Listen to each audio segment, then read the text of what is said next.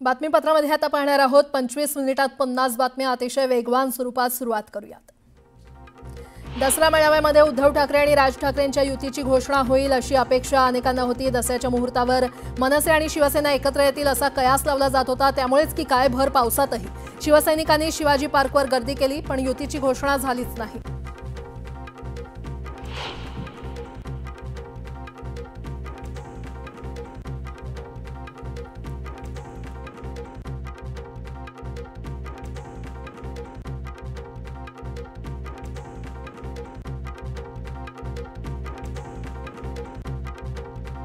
साठी आक्रमक झालेत। महाराष्ट्र एसटी कामगार संयुक्त कृती समितीतर्फे मुंबई सेंट्रल महामंडळाच्या मध्यवर्ती कार्यालयासमोर 13 ऑक्टोबर पासून आंदोलन छेडण्यात येणार आहे।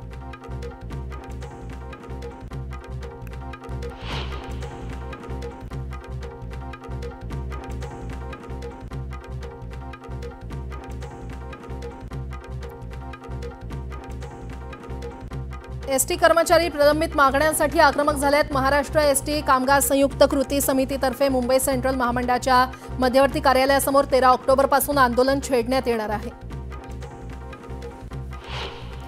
3.5 मुहूर्तांपैकी एक असलेल्या दसऱ्याच्या मुहूर्तावर मुंबईतील ग्राहकांनी इलेक्ट्रॉनिक वस्तूंची जोरदार खरेदी केल्याचं पाहायला मिळालं। यंदा केंद्र सरकारनं इलेक्ट्रॉनिक वस्तूंवरील जीएसटी 28 वरून 18% कपात केली आहे। त्यामुळे दर कमी झाल्यानं ग्राहकांना TV, AC, oven, fridge, washing machine इत्यादींची मोठ्या प्रमाणात खरेदी करता आली आहे।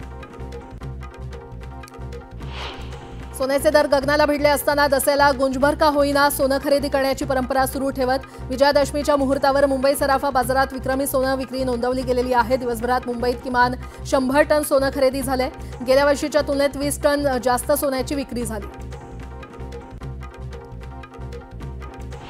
भिवंडी परिसरातील 218 अनधिकृत बांधकामं जमीनदोस्त करण्यासाठी एमएमआरडीए प्रशासनानं जोरदार तयारी सुरू केलेली आहे। या कारवाईसाठी प्रशासनानं पोलीस संरक्षणाची देखील मागणी केली आहे। आतापर्यंत एमएमआरडीएनं 65 अनधिकृत बांधकामं नियमित केलेली आहेत। अनधिकृत बांधकामांवरील कारवाईला प्राधिकरणाच्या बैठकीत मान्यता देण्यात आल्यानं बांधकामधारकांची पळापळ उडाली आहे। दादर फुल बाजारात दसऱ्यानिमित्त 2 दिवसात सुमारे 70 ते 80 हजार किलो फुलांची विक्री झाली। दसऱ्याच्या आदल्या दिवशी अपेक्षेप्रमाणे बाजारात उत्साह होता। 2 दिवसात जवळपास 25 ते 30 कोटींची उलाढाल झाली असावी असा अंदाज व्यापाऱ्यांनी व्यक्त केला।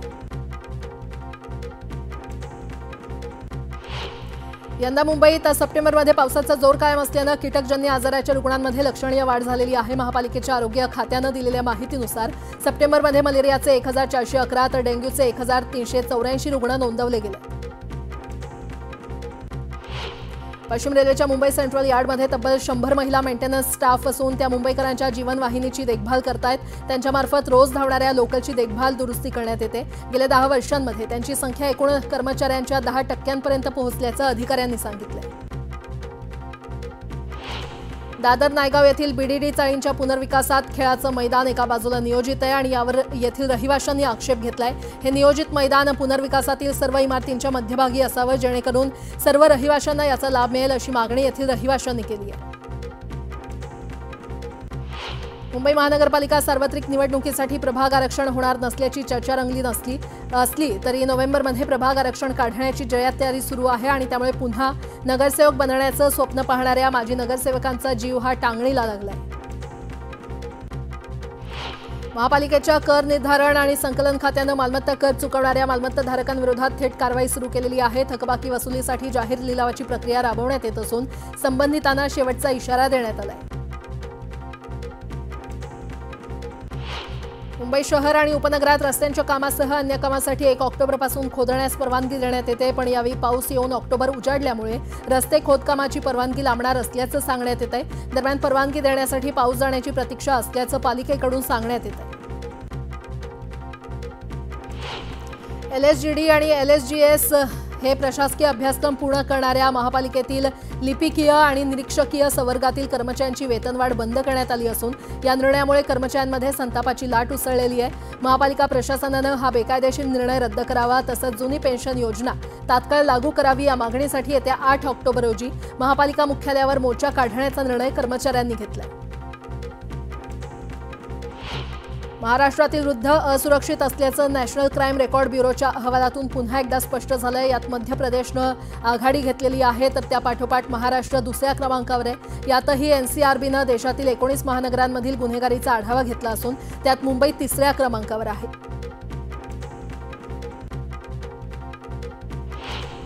एसटी प्रवाशांच्या सोयीसाठी दसऱ्याच्या मुहूर्तावर आपली एसटी हे नवं मोबाईल ॲप सुरू केलेलं आहे। त्यामुळे प्रवाशांना आता एसटी बस कुठे आहे हे कळणार आहे। राज्यातील 12,000हून अधिक बस आणि 1 लाखांहून अधिक मार्गाचं मॅपिंग करून हे ॲप विकसित करण्यात आले। राज्यात झालेल्या अतिवृष्टीमुळे भाजीपाल्याची आवक घटली आहे। त्यामुळे किरकोळ बाजारात मटार 200 ते 220 आणि गवार 180 ते 200 रुपये किलो दरानं विकली जाते। पालक जोडीचा भाव 60 रुपये तर मेथी 50 रुपये झाली आहे। विजयादशमीच्या मुहूर्तावर नवीन लाल कांदा खरेदी विक्रीच्या परंपरेप्रमाणे कृषी बाजार समितीमध्ये नवीन लाल कांदा लिलावाचा शुभारंभ करण्यात आला। नवीन लाल कांद्याला 5,555 रुपयांचा दर मिळाला। जगभरात अनेक देशात सुरू असलेलं युद्ध, ट्रम्प टॅरिफ आणि अमेरिकेमध्ये सरकारी कामकाज ठप्प झाल्याचा फटका म्हणून कच्च्या तेलाच्या दरात मोठी घट झालेली आहे। सध्या ते प्रति बॅरल $64वर आलेलं आहे। हे दर 16 आठवड्यांच्या निच्चांकी पातळीवर गेले। त्यामुळे आता पेट्रोल आणि डिझेलचे दरही कमी होण्याची शक्यता आहे। आंतरराष्ट्रीय स्थितीमुळे सोन्याचा भाव तेजीत असतानाही दसऱ्याच्या मुहूर्तावर सोनं खरेदीकडे ग्राहकांचा कल दिसून आला। सकाळी खरेदीमध्ये फारसा उत्साह नव्हता, मात्र दुपारनंतर सराफा बाजारात खरेदीची रेलचेल दिसून आली। गेल्या 2 महिन्यांपासून महाराष्ट्राच्या संपूर्ण पश्चिम किनारपट्टीवर सततचा पाऊस आणि वादळी वाऱ्यांमुळे मासेमारी व्यवसायाला मोठा फटका बसलाय। जुलैपर्यंत शासन नियमानुसार मासेमारी बंद असते। ऑगस्टपासून मासेमारीला सुरुवात होते, मात्र यावर्षी हवामान सतत अस्थिर राहिल्यानं मासेमारीला पूर्णपणे खीळ बसली आहे। राज्यातील सर्वच विभागात जून आणि जुलैपेक्षा ऑगस्ट आणि सप्टेंबर महिन्यातच सरासरीच्या 1.5 ते दुप्पट पावसाची नोंद झालेली आहे। छत्रपती संभाजीनगर विभागात जून आणि जुलैमध्ये सरासरीच्या 80 ते 90%, तर ऑगस्ट आणि सप्टेंबरमध्ये 153 आणि 218% पाऊस झाला। वर्षभराची पाण्याची गरज भागवण्यासाठी आवश्यक असलेल्या पाणीसाठा यंदा मुबलक प्रमाणात जमा झालेला आहे। मुंबईला पाणी पुरवणाऱ्या 7 तलावांमध्ये 98.70% पाणीसाठा उपलब्ध आहे। हा साठा 359 दिवसांसाठी पुरेसा असून मुंबईकरांना पाणी कपातीशिवाय वर्षभर पुरवठा शक्य होणार आहे।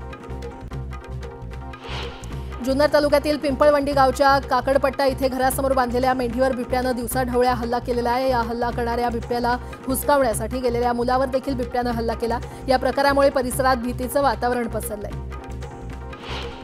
पुण्यासह मुंबई आणि बँगलोरमधून विमानानं दिल्लीला जात तेथील महागडी वाहनं चोरून विकणाऱ्या टोळीचा पोलिसांनी पर्दाफाश केला। या प्रकरणी पोलिसांनी 4घांना अटक केली आहे। दसऱ्यानिमित्त ट्रॅक्टर धुण्यासाठी गेलेल्या 4घांचा पाण्यात बुडून मृत्यू झालाय। पाणी जास्तच खोल असल्यामुळे 4घेही पाण्यात बुडाले। या घटनेनं छत्रपती संभाजीनगर जिल्ह्यात हळहळ व्यक्त होते।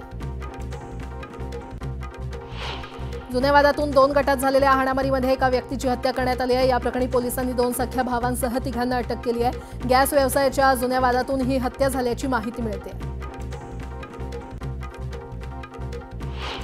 सांगलीमध्ये एका बंगल्यामध्ये धाडसी दरोड्याचा प्रयत्न झाला। भर वस्तीत रिव्हॉल्व्हरचा धाक दाखवत लुटण्याचा प्रयत्न करण्यात आला। आरडाओरडा झाल्यानं चोरट्यांनी पळ काढला, मात्र नागरिकांनी थरारक पाठलाग करत चोरट्यांना पकडून बेदम चोप देत पोलिसांच्या स्वाधीन केलं।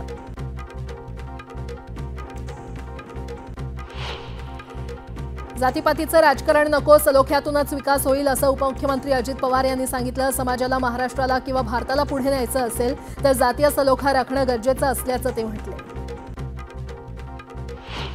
हिंगोलीच्या ऐतिहासिक रामलीला मैदानावर विजयादशमीनिमित्त रावणाच्या 51 फुटी पुतळ्याचं दहन करण्यात आलं। यावेळी आमदार मुटकुळेंसह उपस्थित होते। रावण दहनाचा प्रसंग पाहण्यासाठी शहर आणि ग्रामीण भागातून शेकडो नागरिकांनी गर्दी केली होती।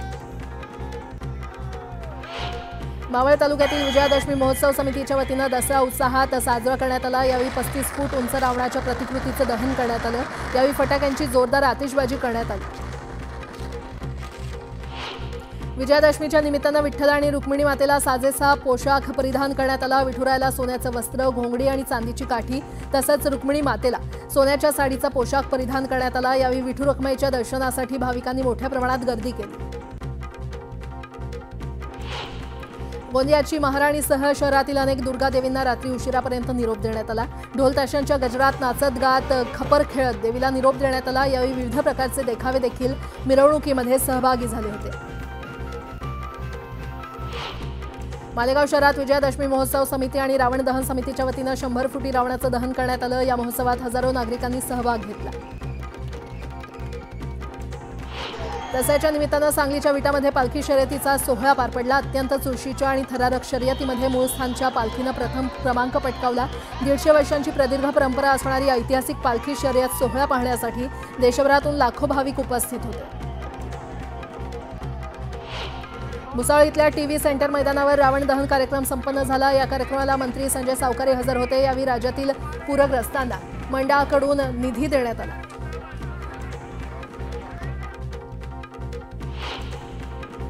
यासोबतच इतरही काही महत्त्वाच्या बातम्या आपण पाहणार आहोत। तुर्तास एक छोटासा ब्रेक घेऊन लगेचच परत येतोय। पाहत रहा न्यूज 18 लोकमत।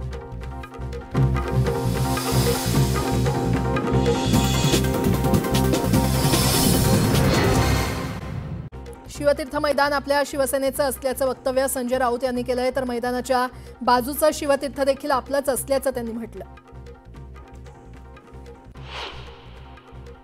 अनेकांचं लक्ष आपली शिवसेना फोडण्याकडे असल्याचं वक्तव्य उद्धव ठाकरेंनी केलं। ते पळवलं ते पितळ होतं, सोनं माझ्याकडे असल्याचं म्हणत ठाकरेंनी एकनाथ शिंदेंवर टीका केली, तर भाजपनं स्वतःचं फूल फुलवल्याचं म्हणत त्यांनी भाजपवर टीका केली। कोणताही निकष न लावता शेतकऱ्यांना कर्जमाफी करण्याची मागणी ठाकरेंनी दसरा मेळाव्यातून केली आहे, तर नुकसानग्रस्त शेतकऱ्यांना 50,000 रुपये हेक्टरी मदत देण्याची मागणी देखील त्यांनी सरकारकडे केली आहे। संघाला 100 वर्ष पूर्ण होणं आणि गांधी जयंती असणं हा योगायोग आहे, मला काही कळत नसल्याचं वक्तव्य उद्धव ठाकरेंनी केलंय। सत्तेचा गैरवापर होत असल्याची टीका उद्धव ठाकरेंनी केली आहे। न्याय हक्कासाठी लढणाऱ्यांना देशद्रोही ठरवत असल्याचा हल्लाबोल देखील त्यांनी केला। सर्वोत्तम मुख्यमंत्र्यांच्या यादीमध्ये फडणवीस 10व्या क्रमांकावर असल्याचं उद्धव ठाकरेंनी म्हटलंय, तर फडणवीसांनी सर्व बजबज करून ठेवल्याचं म्हणत त्यांनी टीका केली आहे। मोहन भागवतांनी मुस्लिम धर्मियांसोबत बैठक घेतली। भाजप त्यांना हिंदू विरोधी म्हणणार का, असा सवाल उद्धव ठाकरेंनी भाजपला विचारलाय। तुम्ही व्यापार म्हणून मुंबईला पाहता, आम्ही मुंबईला जीव म्हणून पाहतो, तुम्ही मुंबई जिंकूच शकत नाही, असं म्हणत उद्धव ठाकरेंनी मुंबईवरून भाजपवर जोरदार टीका केली आहे। 11 वर्षांच्या मोदींच्या सत्तेत हिंदूच सुरक्षित नसल्याची टीका उद्धव ठाकरेंनी केली। धर्म विचारून गोळ्या झाडणाऱ्या देशासोबत क्रिकेट खेळता, क्रिकेटची तुलना युद्धासोबत करणारे बेशरम असल्याची टीकाही त्यांनी केली। भाजप पगारी मतदार तयार करत असल्याची टीका ठाकरेंनी केली आहे। बिहारमध्ये महिलांना पंतप्रधान मोदी प्रत्येकी 10,000 रुपये दिलेत, अशी टीका त्यांनी केली। आम्ही एकत्र राहण्यासाठी सोबत आल्याचं वक्तव्य उद्धव ठाकरेंनी केलंय। राज ठाकरेंसोबतच्या युतीवर त्यांनी हे मोठं विधान केलं। जेएनयूमध्ये मूर्ती विसर्जनाच्या दरम्यान राडा झाला। एबीव्हीपीनं आयसा एसआयएफ विद्यार्थी संघटनांवर मारहाण केल्याचा आरोप आहे।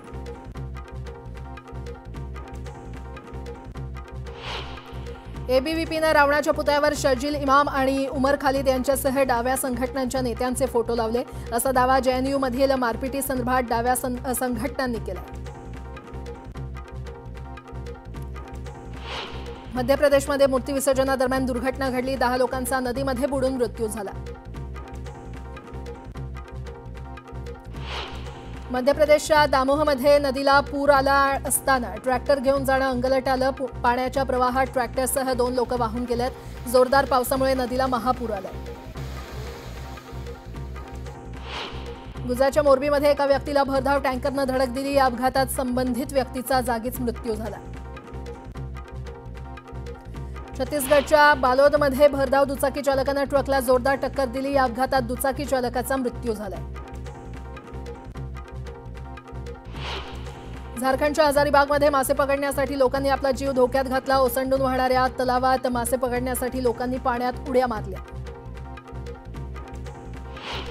गुजरातच्या वलसाडमध्ये धुण्यासाठी नदीत उतरवलेली कार पाण्यात अडकली। जेसीबीच्या मदतीनं संबंधित कारला बाहेर काढण्यात आलं। कर्नाटकच्या मैसूरमध्ये दसऱ्याच्या निमित्तानं ड्रोन शोचं आयोजन करण्यात आलं होतं। श्रीकृष्ण, ब्रह्मांड, वाघ आणि पृथ्वीची ड्रोनच्या माध्यमातून प्रतिकृती साकारण्यात आली। पाकव्याप्त काश्मीरमध्ये होणाऱ्या अत्याचाराच्या घटना दाबण्यासाठी पत्रकारांवर लाठीचार्ज करण्यात आला। इस्लामाबादमध्ये पाकिस्तान सरकारच्या विरोधात आंदोलन करणाऱ्या आंदोलकांवर देखील लाठीचार्ज करण्यात आला। पाकिस्तानच्या पेशावरमध्ये पोलिसांच्या मोबाईल व्हॅनवर हल्ला करण्यात आला। हल्लेखोरांनी केलेल्या आयईडी ब्लास्टमध्ये एक पोलीस कर्मचाऱ्याचा मृत्यू झालाय तर 4 पोलीस कर्मचारी गंभीर जखमी आहेत। ब्रिटनच्या मँचेस्टरमध्ये ज्यू धर्मस्थळावर दहशतवादी हल्ला करण्यात आला। हल्ल्यामध्ये 2 लोकांचा मृत्यू झालाय तर 3 लोक जखमी झाले। अटलांटिकमध्ये वादळाचा परिणाम दिसून आलाय। जोरदार लाटांमुळे किनारपट्टीवरील 5 घरं वाहून गेली आहेत। स्पेनच्या इबिजामध्ये गॅब्रिएल वादळानं हाहाकार माजवला। वादळामुळे इबिजामध्ये पूरसदृश्य परिस्थिती निर्माण झाली आहे। चीनमध्ये गोल्डन वीकच्या सुरुवातीलाच मोठी वाहतूक कोंडी झाली। राष्ट्रीय सुट्टीच्या पहिल्याच दिवशी लाखो नागरिक पर्यटनासाठी निघालेत। युक्रेनच्या निप्रो शहरावर रशियानं ड्रोननं हल्ला केला। या हल्ल्यामध्ये अनेक इमारती जमीनदोस्त झाल्या। इंडोनेशियामध्ये बोर्डिंग स्कूलची इमारत कोसळली आहे आणि 59 जण त्यामध्ये बेपत्ता झाले। त्या दुर्घटनेमध्ये 6 विद्यार्थ्यांचा मृत्यू झाला। भारतात खेळताना कसोटी क्रिकेटमध्ये जसप्रीत बुमराहनं 50 विकेट्सचा टप्पा पूर्ण केला। सर्वात वेगवान 50 विकेट घेत बुमराहनं जवागल श्रीनाथच्या विक्रमाची बरोबरी केली आहे।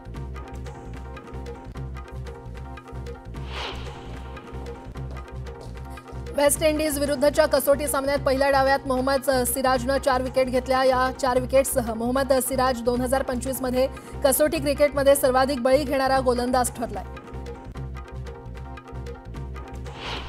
2020च्या सीमातणावानंतर ताणलेल्या भारत आणि चीन यांच्यामधील द्विपक्षीय संबंध सामान्य करण्याच्या दिशेनं आणखी एक महत्त्वपूर्ण पाऊल उचलण्यात आले। दोन्ही देशांनी ऑक्टोबर 2025च्या अखेरीस थेट व्यावसायिक विमानांची सेवा पुन्हा सुरू करण्यास सहमती दर्शवली आहे।